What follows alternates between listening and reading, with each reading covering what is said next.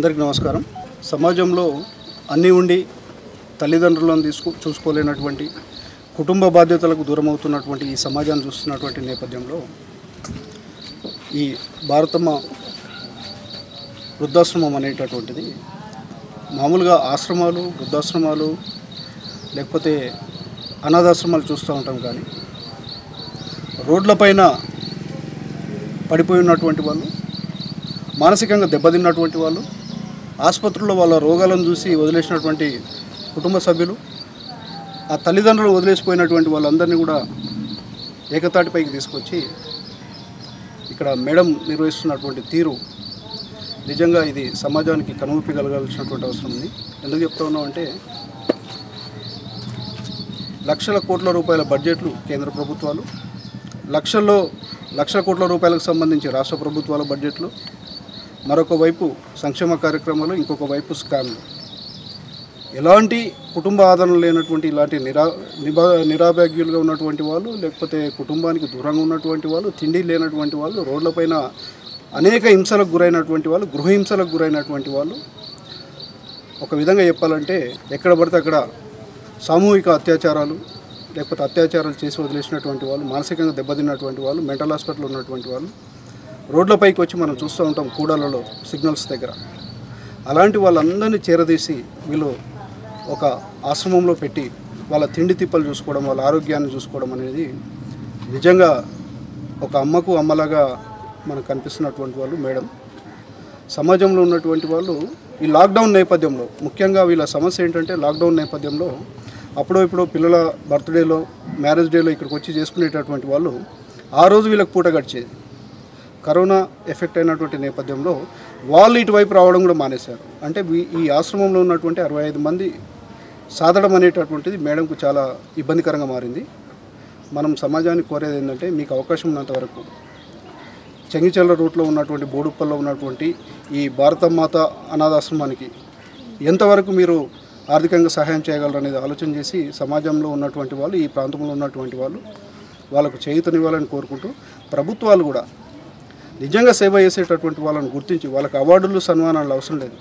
వాళ్ళు తిండి తినకుండా ఇలాంటి అభాగ్యులకు తిండి పెడుతున్నారు కాబట్టి తిండి పెట్టడానికి ఆస్కారం ఏ మేరకు ఉంది, వాళ్ళకి ఏ మేరకు అవకాశం కల్పించాలనేటటువంటి విధంగా చూస్తూ ఉంటాం. వేల కోట్ల రూపాయలు సంక్షేమ కార్యక్రమాలు పెడతా ఉన్నారు. అది సమాజంలో ఒక భాగమే. ఇలాంటి వాళ్ళని చేరదీసి ఆదరిస్తున్నటువంటి వాళ్ళని కూడా ఆదుకోవాల్సినటువంటి బాధ్యత ప్రభుత్వాలపైన ఉంది.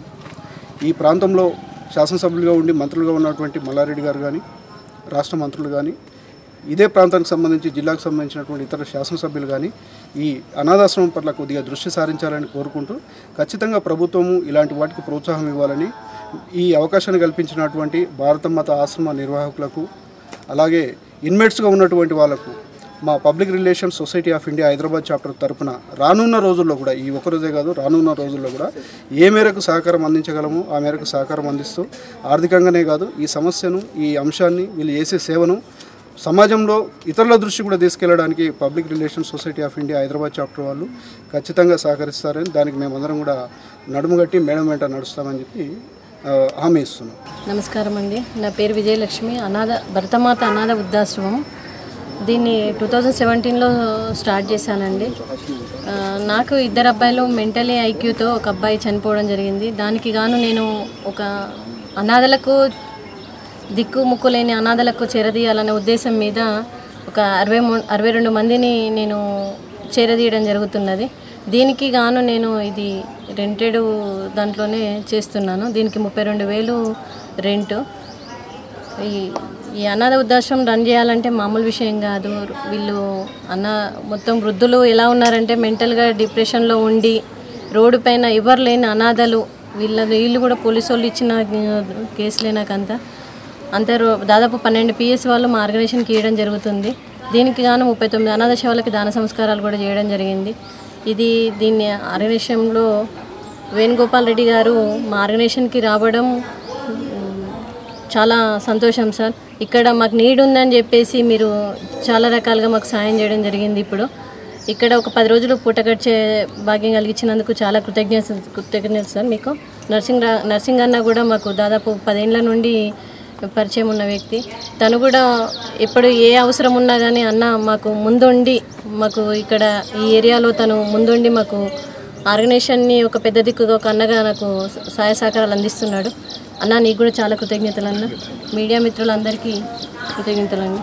ఈరోజు భారతమాత అనాథ వృద్ధాశ్రమంకు పెద్దలు రాజకీయ విశ్లేషకులు డాక్టర్ వేణుగోపాల్ రెడ్డి గారు ఆయన పెద్ద మనసుతోని ఇక్కడ స్టే చేశారు. ముందుగా నాకు వారం రోజుల తర్వాత ముందు నాకు ఫోన్ చేసి నరసింహరావు మనం చేసిస్తే ఇలాంటి పని చేయాలి, అసలు మన దగ్గర ఆశ్రమం ఉండాలి కదా ఒకసారి చూడంటే సరే వెంటనే నేను ఆశ్రమం పేరు చెప్పిన మనం ఈ టైం పెట్టుకొని ఒక ప్రోగ్రాం ఇక్కడ చేయడం జరిగింది. ఇప్పుడున్న పరిస్థితిలో లాక్డౌన్ ఉన్న పరిస్థితిలో దాదాపుగా వరుస కూలీలు కానీ ఇలాంటి వృద్ధాశ్రమాలలో తిండి లేక అనాథలుగా ఇబ్బంది పాలై అన్నం లేక కొట్టుమిట్టాడుతున్న తరుణంలో ఏదో ఒక మా వంతు సాయం పెద్దలు వేణుగోపాల్ రెడ్డి గారు మేము అందరం కలిసి మా వంతు సాయం మేము చేయాలి అనే సదవ ఆలోచనతో ఈ యొక్క కార్యక్రమం చేసుకున్నాం.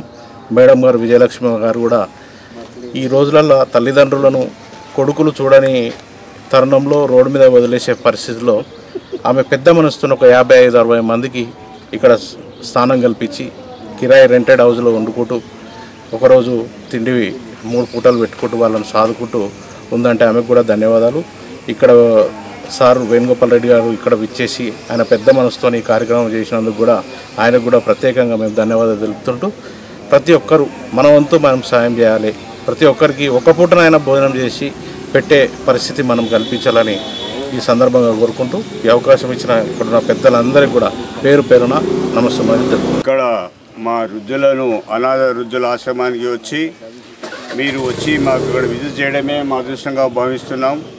మేము మాలాంటి వాళ్ళు 60 మంది ఉన్నారు. నేను వచ్చి ఇక్కడ 5 నెలలు అయింది. నేను ఉస్మానియా నుంచి ముగ్గురము అప్పుడు అన్కాన్షియస్లో ఉండి అసలు మాట్లాడలేవు నడవలేని పరిస్థితుల్లో నేను ఉన్నాను. 4గురిని అక్కడ నుంచి పోలీసు వాళ్ళు వ్యాన్లో తెచ్చి ఇక్కడ భారత్ మాత ఆశ్రమం తెచ్చారు. అప్పుడే నేను చూసాను. అప్పుడు అసలు మేడంను చూసి నేను అనుకున్నాను ఈమె మాకు దేవతలాగా దొరికింది. ఎందుకంటే ఈ నాకు ఆల్రెడీ 2 కూతుళ్ళు ఉన్నారు, వాళ్ళు సంపాదిస్తున్నారు, వాళ్ళంతా మంచి పరిస్థితుల్లో ఉండి వాళ్ళకి తెలిసినా కానీ వాళ్ళని పట్టించుకోలేదు. అలాంటి పరిస్థితుల్లో ఈమె ఒక నాకు బిడ్డలాగా చెల్లెలాగా దేవతలాగా కనబడి నువ్వేం భయపడకు మహేష్ మేము ఉన్నాం ఆశ్రమం ఉంది అని అన్న తర్వాత నేను 1 వీక్ 10 డేస్ లోపల మంచిగా హెల్తీ అయిపోయాను. నేను డిసెంబర్ 22కి ఇక్కడ వచ్చినాను. కానీ గొప్పతనం అమ్మగారిది ఏంటంటే ఈ లాక్డౌన్ టైంలో కూడా మాకు టీ ఎర్లీ మార్నింగ్ ఆమె వచ్చి అరేంజ్ చేయడము, ఆమె అంత ఫ్యామిలీకి టైం ఇవ్వకుండా ఈ అనాథ వృద్ధులకు అయ్యో వీళ్ళ తండ్రి లాంటి వారు వీళ్ళు పాపం వీళ్ళకి ఎవరు లేరు, ఉన్నోళ్ళే వీళ్ళని చూసలేరు, నేనే ఆ భగవంతుడు నాకు సాయం చేయాలా, ఆ భగవంతుని మీద వదిలి మా అందరికీ ఒక్కొక్కరు ఎట్లా ఉంటారంటే లోపల కొంతమంది నడవలేని పరిస్థితుల్లో కొంతమంది సరిగా మాట్లాడలేరు, పిచ్చి పిచ్చి లెక్కలు, అలాంటి వాళ్ళని కూడా భరిస్తూ ఆమె యొక్క ఔదార్యాన్ని ఆమె యొక్క ధైర్యాన్ని నేను ఎంతో గర్వపడుతున్నాను. ఇలాంటి వాళ్ళు ఉండబట్టే మాలాంటి వృద్ధులకు ఒక ఫుడ్ అండ్ షెల్టర్ దొరుకుతుంది. ఆమె ఫుడ్ అండ్ షెల్టర్ ఇటువంటి పరిస్థితుల్లో కూడా ఆమె కల్పిస్తుందంటే ఆమె ఎలా మెయింటైన్ చేస్తుందో అది ఆ భగవంతునికే తెలుసు అని నేను ఆమెకు నమస్కరిస్తున్నాను. ఈమె లాంటి వాళ్ళు ఇంకా కొంతమంది ఉంటే మాలాంటి వృద్ధులకి ఇంత భోజనం దొరుకుతుంది. ఆమె ఫోన్ రాగానే ఆ టైంలో పోయి రోడ్ల మీద వాళ్ళని మెయింటైన్ చేసి వాళ్ళని తేవాలంటే ఒక పిచ్చోని తేవాలంటే చాలా దానికి నిర్పరితనం కావాలి. వాడిని ఎట్లా మైండ్ కంట్రోల్ చేయాలి ఆమెకు ఆ నైక్స్ అని తెలుసు కాబట్టి ఆమెకు ఎక్స్పీరియన్స్ ఉంది. ఇంత టైం కూడా ఆమె స్పెండ్ చేయడం కూడా చాలా గర్వించడం విషయం. ఈ కాలం లోపల ఇలాంటి మహిళలు ఉండబట్టే మన భారతదేశం బాగుంది. అందుకనే భారత్ మాత అనాథ వృద్ధుల ఆశ్రమం పెట్టారు మేడం. చాలా సంతోషం. మేడంకి మా వృద్ధుల తరఫున ధన్యవాదాలు. అలాగే టీవీ వాళ్ళు సార్ వచ్చారు, మళ్ళీ వేణుగోపాల్ రెడ్డి సార్ ఎవరు వాళ్ళు వచ్చి ఇలాంటి వస్తువులు ఇవ్వడం వలన మేము కూడా వాళ్ళకు భగవంతుడు మేలు చేయాలని వాళ్ళకు కూడా ఇక్కడికి వచ్చి ఇస్తున్న వాళ్ళకు కృతజ్ఞత జరుపుతున్నాము మా వృద్ధుల తరఫు నుంచి. దయచేసి మీరు కూడా మా మేడంకి సహకరించి ధైర్యాన్ని ఇవ్వాలని వేణుగోపాల్ రెడ్డి గారిని మరియు ఈ సార్ వచ్చిన వాళ్ళని కూడా కొద్దిగా గవర్నమెంట్ గురించి చెప్పారైనా మీరే ఆ విధంగా ఇక్కడ పరిస్థితుల్లో వాళ్ళకి వివరించి తెలుస్తుంది. ఇక్కడ వాళ్ళు వచ్చి పట్టించుకోవాలా ఒకసారి. ఇంతకుముందు పవన్ కళ్యాణ్ వాళ్ళు ఎవరో వచ్చినప్పుడు వాళ్ళకు కూడా చెప్పాము మేము, సార్ ఈ పరిస్థితి ఇట్లా ఉంది అని ఫోటో తీసి వీడియో తీసి పంపించినాము. వచ్చి పోతూనే ఉన్నారు కానీ అమ్మగారికి ఒక సాయం ఇన్ టైం లోపల చేయడం లేదు. వచ్చి చెప్పిపోతున్నారు మేము ఉన్నాము అని అంటున్నారు కానీ చేసేవాళ్ళు కొద్దిగా తప్పు క్షమించాలని అన్నందుకు, ఎందుకంటే బాధలు అట్లా ఉన్నాయి. దయచేసి మా మేడంకి మాకు మీరు సహకరిస్తారని కోరుతున్నాను.